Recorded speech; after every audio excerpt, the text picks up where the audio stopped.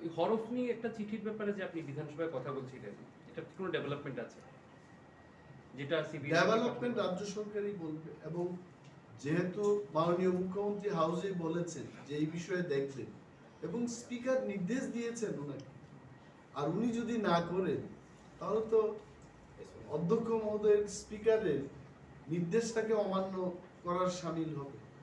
এবং 31 তারিখের মধ্যেই সেন্ট্রাল বোর্ড অফ সেকেন্ডারি এডুকেশনের কাছে রোমান স্ক্রিপ্ট না, সেখানে বাংলা স্ক্রিপ্টের কথাও বলা থাকে। I am telling this matter should be very clear.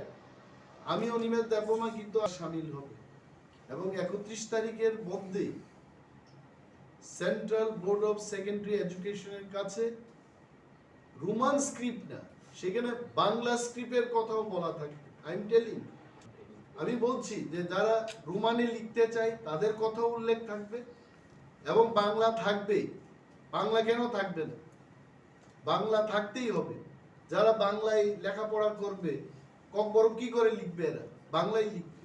তো মাননীয় মুখ্যমন্ত্রীর কাছে আমাদের অনুরোধ ছিল, স্কুল এডুকেশনের ডাইরেক্টরেট থেকে যে চিঠি সিবিএসইর কাছে যাবে, বাংলা এবং রোমান হরফ দুইটা স্ক্রিপ্টের কথাই উল্লেখ থাকতে হবে।